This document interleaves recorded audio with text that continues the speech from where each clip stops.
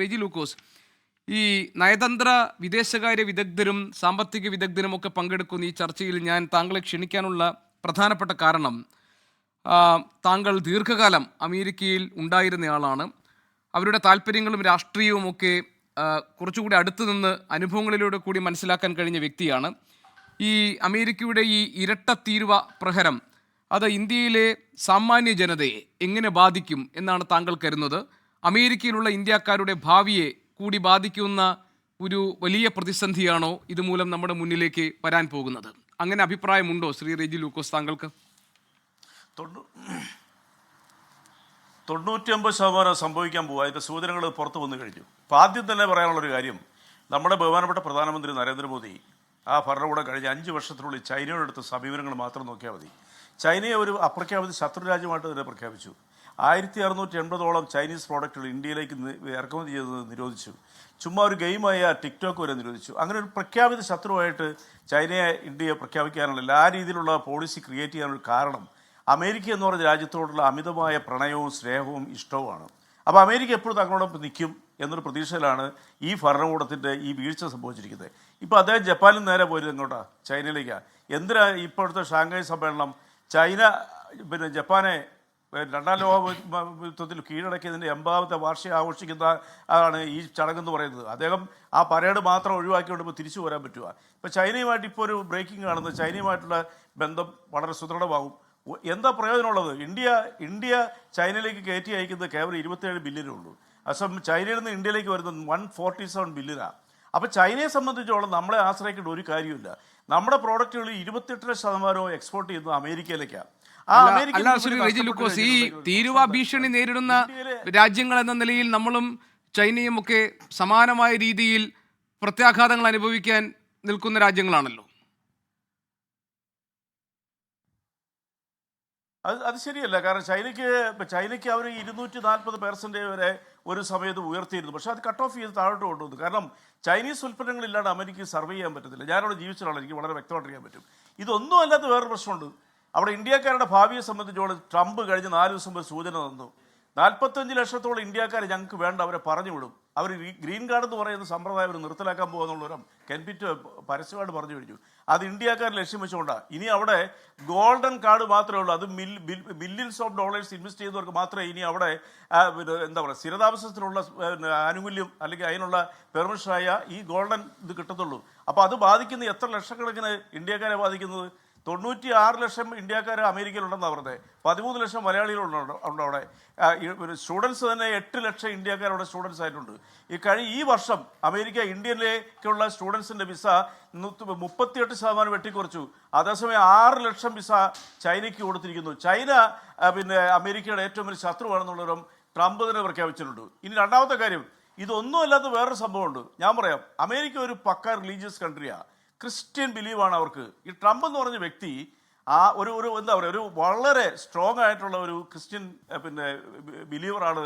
അദ്ദേഹത്തിൻ്റെ കയ്യിൽ എപ്പോഴും ബൈബിൾ ഉണ്ടാവും. അമേരിക്കയുടെ പ്രത്യേക ആ രാജ്യത്ത് ജീവിച്ചുകൊണ്ട് ഞാൻ പറയാം, ഈ പറയുന്ന ന്യൂനപക്ഷങ്ങൾ എവിടെയെങ്കിലും ലോകത്തിൽ ക്രൂര പീഡനങ്ങൾ അനുഭവിക്കുന്നുണ്ടെങ്കിൽ അത് അമേരിക്ക ചലനങ്ങളുണ്ടാവും. അമേരിക്കൻ എന്ന് പറയുന്ന രാഷ്ട്രവും ആ ജനതയും അത് ശ്രദ്ധിക്കും. ഞാനൊരു ഉദാഹരണം പറയാം, ഒറ്റ ഉദാഹരണം പെട്ടെന്ന് പറഞ്ഞെടുക്കാം. ഈ IS തീവ്രവാദത്തിൻ്റെ കാലത്ത് സിറിയയിലുണ്ടായിരുന്ന അസീറിയൻ ക്രിസ്ത്യൻസ് എന്ന് പറയുന്നത് 3,45,000.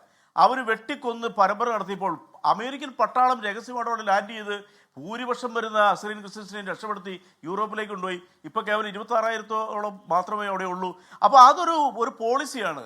അത് തന്നെയുമല്ല, ഇപ്പോൾ ഇന്ന് തന്നെ ലോകത്തിലെ 3 യൂറോപ്യൻ രാജ്യങ്ങളിൽ ആൻറ്റി ഇന്ത്യൻ പ്രകടനങ്ങൾ നടന്നു കഴിഞ്ഞു. ആൻറ്റി ഇന്ത്യൻ എന്താ കാരണം? അമേരിക്ക എടുക്കുന്ന ഏത് തീരുമാനവും വളരെ സാവകാശം യൂറോപ്യൻ രാജ്യങ്ങൾ എടുക്കും. അതിൻ്റെ ഒരു കാരണം, ഈ പറയുന്ന ട്രംപ് 2020 സ്ഥാനം ഒഴിയുന്നതിന് തൊട്ട് മുമ്പ് ഈ തീരുവയെക്കുറിച്ച് അദ്ദേഹം സൂചന നൽകിയിരിക്കുന്നു. ഇത്തവണ ജനുവരി 20 അദ്ദേഹം ഓത്തെടുത്തതിന് ശേഷം നമ്മുടെ പ്രധാനമന്ത്രി അന്ന് അവിടെ സന്ദർശിക്കുന്ന 3ാമത്തെ രാഷ്ട്രതലവൻ ആ പ്രധാനമന്ത്രിയെ തൻ്റെ തൊട്ടടുത്തിരിക്കൊണ്ടാണ് കോണ്ടനാമോയിലെ തടവുകാരെക്കാളും ക്രൂരമായിട്ട് നമ്മുടെ 4ഓളം ഫ്ലൈറ്റുകളിൽ അവരുടെ വ്യോമ ഫ്ലൈറ്റുകളിൽ അമൃത്സറിലേക്ക് ലാൻഡ് ചെയ്ത്. അത് ഇന്ത്യയോടുള്ള വലിയൊരു ഇൻഡിക്കേഷൻ ആയിരുന്നു. ഇതൊക്കെ മാറ്റിവെച്ചാൽ യഥാർത്ഥത്തിൽ ഇന്ത്യയുമായുള്ള വ്യാപാര ചർച്ചകൾ അമേരിക്കയുടെ താല്പര്യത്തിനനുസരിച്ച് മുന്നോട്ട് പോകാത്തതിലുള്ള പ്രശ്നമല്ലേ യഥാർത്ഥത്തിൽ ഇപ്പോൾ ട്രംപ് ഈ തീരുവ പ്രഹരത്തിലൂടെയൊക്കെ ഇന്ത്യയോട് പ്രകടിപ്പിക്കുന്നത്. അതിൻ്റെ യഥാർത്ഥ വസ്തുത, റിയൽ ഫാക്ട് എന്ന് പറയുന്നത് അതല്ലേ? അത് മാത്രമല്ല, അതൊരു കാരണമായിരിക്കാം. അങ്ങനെയാണ് ഞാനൊരു കാര്യം ചോദിക്കോട്ടെ. റഷ്യ ഏറ്റവും കൂടുതൽ ക്രൂഡ് ഓയിൽ എക്സ്പോർട്ട് ചെയ്യുന്നത് അങ്ങോട്ടാ? ചൈനയിലേക്കാണ്. ഇന്ത്യക്ക് മൂന്നാം സ്ഥാനം മാത്രമേ ഉള്ളൂ. ഇന്ത്യയിലേക്ക് ഇറക്കുമതി ചെയ്യുന്ന ക്രൂഡ് ഓയിൽ ആരാ ഏറ്റവും കൂടുതൽ ഇവിടെ ഇറക്കുമതി ചെയ്യുന്നത്? അത് റിലയൻസ് ഗ്രൂപ്പും നയാര ഗ്രൂപ്പുമാണ്. ഇന്ത്യ ഗവൺമെന്റ് 10% ഇറക്കുമതി ചെയ്യുന്നുള്ളൂ. അതിന്റെ ഒരു പൈസയുടെ ആനുകൂല്യം ഈ രാജ്യത്തെ ജനങ്ങൾക്കുണ്ടോ? അതുകൂടാണ്ട് അവർ എക്സ്പോർട്ട് ചെയ്തിട്ട് കോടിക്കണക്കിന് രൂപ പിരിക്കുന്നു. ഞാൻ അടിവരയിട്ട് പറയുന്നു, ഇന്ത്യയിൽ നടക്കുന്ന ന്യൂനപക്ഷ വേട്ട, ഇന്ത്യയിലെ ഈ ഒരു പ്രത്യേക കമ്മ്യൂണിറ്റി നേരിടുന്ന വലിയ രീതിയിലുള്ള അട്രോസിറ്റികൾ ഈ രാജ്യത്തെക്കാളും കൂടുതൽ അവിടെ നന്നായിട്ട് മാർക്കറ്റ് ചെയ്യപ്പെടുന്നുണ്ട്. അതൊരു വലിയ കാര്യമാണ്. അല്ല, ഈ പൊതുമേഖല എണ്ണ കമ്പനികളും വാങ്ങുന്നുണ്ട്. അതിനോടൊപ്പം താങ്കൾ പറഞ്ഞതുപോലെ റിലയൻസും നയാരയും വാങ്ങുന്നുണ്ട്. പൊതുമേഖല എണ്ണ കമ്പനികൾ റഷ്യയിൽ നിന്ന് ഇറക്കുമതി ചെയ്യുന്നത് ടോട്ടൽ നമ്മുടെ 85% ഉണ്ട് നമ്മുടെ ക്രൂഡ് ഓയിൽ ഇമ്പോർട്ട് ചെയ്യുന്നത്. അതിൽ 10% പൊതുമേഖല സ്ഥാപനങ്ങൾ ഇന്ത്യയിലേക്ക് റഷ്യയിൽ നിന്നും ഇറക്കുമതി ചെയ്യുന്നുള്ളൂ. ബാക്കിയുള്ളത് മുഴുവൻ ഈ പറയുന്ന അംബാനിയുടെയും റിലയൻസും നയാര എന്ന് പറയുന്ന സ്ഥാപനങ്ങൾ ഇറക്കുമതി ചെയ്യുന്നത്. ഞാൻ ചോദിക്കട്ടെ, നിസ്സാര വിലയ്ക്ക് ഇറക്കുമതി ചെയ്യുന്ന വലിയ രീതിയിലുള്ള ലാഭം കൊയ്യുന്ന ഈ ഇറക്കുമതിയിലൂടെ ഇന്ത്യയിലെ ഏതെങ്കിലും ഒരു സംസ്ഥാനത്ത് ഒരു പൗരന് അതിന്റെ ലാഭം കിട്ടിയിട്ടുണ്ടോ? അന്നും ഇന്നും ഈ റേറ്റ് എന്ന് പറയുന്നത് കൂടിക്കൊണ്ടിരിക്കുക. ഇന്ത്യയിൽ 104 രൂപ, കേരളത്തിൽ 106 രൂപയ്ക്ക് വിൽക്കുന്ന പെട്രോളിന് ഇന്ത്യയുടെ അതിർത്തി രാജ്യമായ കൊച്ചു രാജ്യമായ ഭൂട്ടാനിലെത്തിയാൽ 60 രൂപയുള്ളൂ. ഇന്നലത്തെ പ്രൈസ് 60 രൂപയുള്ളൂ. അപ്പൊ ഇന്ത്യയിലെ പൗരന്മാർക്ക് ഇതിന് എന്തെങ്കിലും ഗുണം കിട്ടുന്നുണ്ടോ? ഇനി അമേരിക്കയിലേക്ക് തന്നെ വരാം. അമേരിക്കയിൽ നമ്മുടെ തൊഴിൽ നഷ്ടങ്ങൾ വളരെ ഭീകരമായിട്ട് വരാൻ പോവുകയാണ്. സിലിക്കോൺ വാലിയിലെ പല സ്ഥാപനങ്ങളും പല IT സ്ഥാപനങ്ങളും അവിടെ ഇന്ത്യക്കാരായ തൊഴിലാളികളോട് പറഞ്ഞിരിക്കുന്നു, നിങ്ങൾ വേറെ തൊഴിൽ നോക്കിക്കോളൂ, നിങ്ങളുടെ തൊഴിൽ ഇവിടെ നഷ്ടപ്പെടാൻ സാധ്യതയുണ്ടെന്ന് പറഞ്ഞു. ഇനി നമ്മുടെ ഇന്ത്യയിലെ IT സെഗ്മെന്റ് പ്രവർത്തിക്കുന്നത് എന്തുകൊണ്ടാണ്? ഭൂരിപക്ഷം അമേരിക്കൻ സ്ഥാപനങ്ങളുടെ ഔട്ട്സോഴ്സിങ്ങിലൂടെ.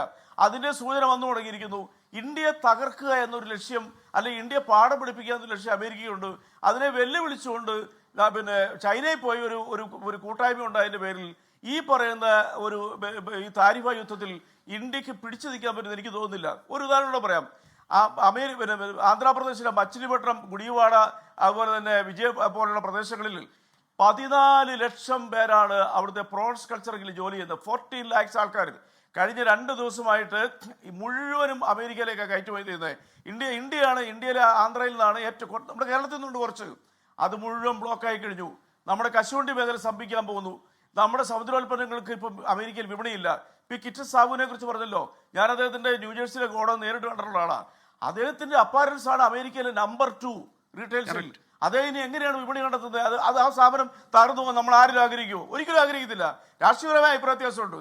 അപ്പൊ ഇതിൽ നിന്ന് സംഭവിക്കാൻ പോകുന്നത് എന്താ?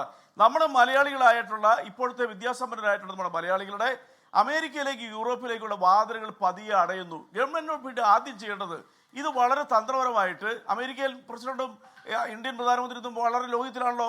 അമേരിക്കയിലെ ഹ്യൂസ്റ്റണിൽ പോയി ഹൗഡി മോഡി എന്ന് പറഞ്ഞ പരിപാടിയിൽ ആ സമയത്ത് ഞാൻ അമേരിക്കയിലുണ്ട്. അദ്ദേഹം പോയി ട്രംപിന് വോട്ട് ചോദിച്ചില്ല. മറ്റൊരു വലിയ ലോകത്തിലല്ലോ ഇപ്പോൾ, കാരണം 4 ഫോൺ കോളുകൾ അറ്റൻഡ് ചെയ്തില്ല എന്നല്ലേ പറയുന്നത്? അതെ. ഞാനൊരു കാര്യം പറയാം.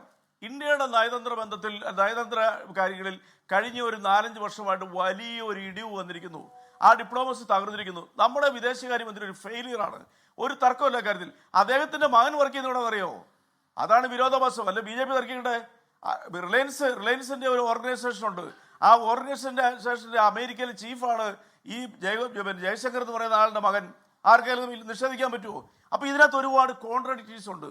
നമ്മൾ ചെയ്യേണ്ടത്, ഇപ്പൊ ഷാങ്ഹായ് സമ്മേളിക്കുന്ന രാജ്യങ്ങൾ ഏതാ? അമേരിക്കൻ ശത്രുതയുള്ള രാജ്യങ്ങളുടെ സംഘമാ. അപ്പോൾ അവർ സ്വാഭാവികമായിട്ട് നമ്മളോടുള്ള ഈ ഇറക്കുമതി ചുങ്കത്തിന്റെ ഈ താരിഫ് യുദ്ധം അവർ കണ്ടിന്യൂ ചെയ്യും. ഡിപ്ലോമസിയാണ് ഇവിടെ വേണ്ടത്. ശരി. അതേതായാലും ശ്രീ വേണു രാജാമണി അദ്ദേഹത്തിന്റെ നിരീക്ഷണം കൂടി ഈ സാഹചര്യത്തിൽ പങ്കുവെക്കട്ടെ. കാരണം ഇത് അധികം നീണ്ടുപോകില്ല, പെട്ടെന്ന് പരിഹരിക്കപ്പെടുന്ന ഒന്നാകി മാറും എന്ന് കരുതുന്നവരുണ്ട്, പ്രതീക്ഷിക്കുന്നവരുണ്ട്. പക്ഷെ താങ്കൾ പറയുന്നു ഈ താരിഫ് യുദ്ധം നീണ്ടുപോവുകയും അത് ക്രമേണ ഇന്ത്യക്കാരുടെ ഈ യൂറോപ്യൻ യൂണിയനിലേക്ക്, അല്ലെങ്കിൽ യൂറോപ്യൻ രാജ്യങ്ങളിലേക്കും അതോടൊപ്പം അമേരിക്കയിലേക്കും ഒക്കെയുള്ള അവരുടെ ആക്സസിന്, അവർക്ക് എത്താനുള്ള സാധ്യതകൾ, അവരുടെ മുന്നിലുള്ള വാതിലുകൾ പതിയെ അടയുന്ന ഒന്നായി മാറുന്നു. മാത്രമല്ല, ക്രിസ്ത്യാനിറ്റിയെ പ്രോത്സാഹിപ്പിക്കുന്ന, റിലീജിയോസിറ്റിയെ പ്രോത്സാഹിപ്പിക്കുന്ന, അതിൽ വിശ്വസിക്കുന്ന ഡൊണാൾഡ് ട്രംപിനെ പോലൊരാൾ എവിടെയെല്ലാം ഈ ന്യൂനപക്ഷ വിരുദ്ധ നീക്കങ്ങൾ നടക്കുന്നു അവിടെയെല്ലാം അമേരിക്കയുടെ ഒരു ഇടപെടൽ ഉണ്ടാകുന്നു, പ്രസൻസ് ഉണ്ടാകുന്നു, അതൊക്കെ ഇതിനൊക്കെ ഒരു കാരണമാകുമെന്ന് താങ്കൾ മങ്ങേന്തരേണ ഈ ചർച്ചയിൽ സൂചിപ്പിക്കുകയും ചെയ്തു. അപ്പം ഞാൻ ഈ കാര്യങ്ങളിൽ ശ്രീ വേണു രാജാമണിക്ക് പറയാനുള്ള അദ്ദേഹത്തിൻ്റെ ടേക്ക് എന്താണെന്ന് നോക്കാം.